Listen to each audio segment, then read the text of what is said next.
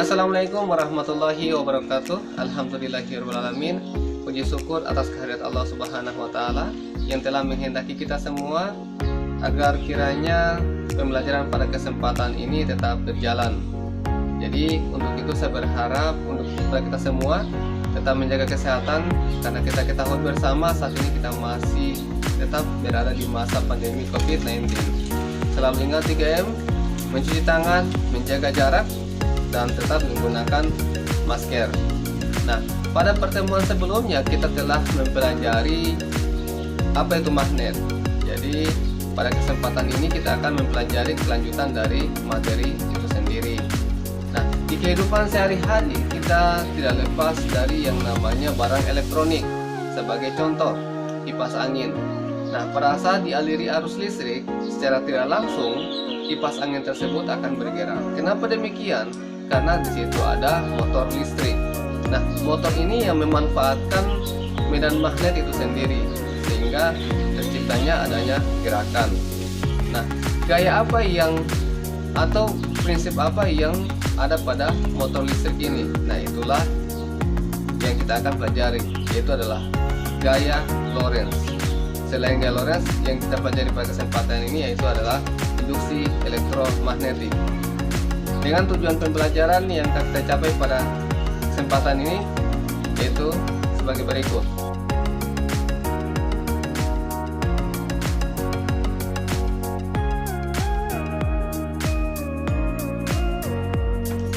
Apa gaya Lorentz itu sendiri? Gaya Lorentz tercipta akibat dari beberapa hal yang menunjang. Yang pertama adalah medan magnet, dan yang kedua adalah arus listrik.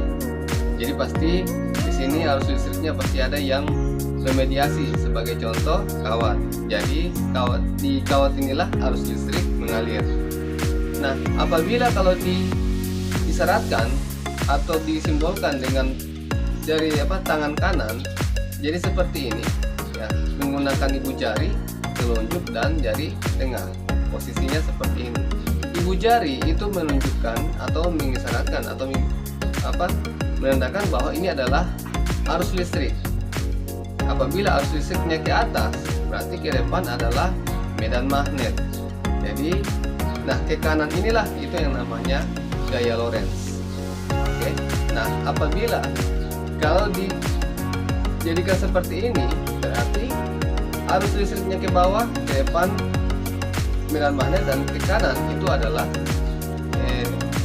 gaya Lorentz sendiri. Jadi tergantung dari arah mana.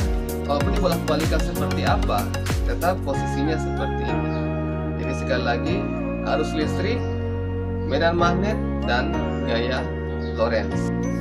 Adapun gaya Lorentz memiliki rumus yaitu F sama dengan B kali I kali L. Dengan F sama dengan gaya Lorentz dengan satuan Newton, dan B adalah medan magnet dengan satuan Tesla, dan I adalah kuat arus listrik dengan satuan ampere, dan L sama dengan panjang kawat berarus yang masuk ke dalam medan magnet dengan satuan meter. Untuk contoh soalnya, sebuah kawat tembaga sepanjang 10 meter dialiri arus listrik sebesar 5 mA. Jika kawat tembaga tersebut tegak lurus berada dalam medan magnet sebesar 8 Tesla, berapakah gaya Lorentz yang timbul? Untuk itu, cara penyelesaiannya harus diketahui terlebih dahulu, di mana L sama dengan 10 meter, I sama dengan 5 mA, tapi harus disalin ke ampere sehingga mendapatkan nilai 0,005 ampere. Kemudian B sama dengan 8 Tesla. Nah, di sini ditanyakan adalah gaya Lorentz dengan simbol F. Dan cara menjawabnya yaitu F sama dengan B kali I kali L, yaitu kita masukkan saja angka-angkanya, di mana 8 Tesla dikalikan 0,005 ampere dikali 10 meter sehingga mendapatkan nilai sebesar 0,4 Newton. Jadi gaya Lorentz yang timbul sebesar 0,4 Newton.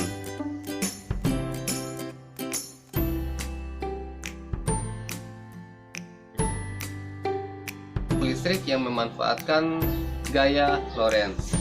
Nah, selanjutnya kita akan membahas tentang induksi elektromagnetik. Perbedaannya dengan gaya Lorentz, induksi elektromagnetik itu memanfaatkan perubahan medan magnet sehingga menghasilkan arus listrik. Sebagai contoh di kehidupan sehari-hari adalah yang pertama adalah generator. Nah, mungkin ini sangat familiar dan ini sudah banyak kita jumpai di kehidupan sehari-hari. Kemudian yang kedua adalah dinamo, kemudian yang ketiga adalah transformator. Magnet banyak digunakan dalam berbagai produk teknologi. Salah satunya yang paling populer adalah dalam teknologi kedokteran, seperti magnetic resonance imaging atau MRI. Bagaimana cara seorang dokter untuk mendeteksi adanya penyakit dalam tubuh pasien? Hingga kini, salah satu cara yang dianggap paling aman untuk mendeteksi penyakit adalah dengan menggunakan MRI. MRI menggunakan prinsip kemagnetan untuk mencitrakan kondisi kesehatan tulang atau organ tubuh bagian dalam manusia tanpa melalui prosedur pembedahan. Yang kedua adalah kereta maglev.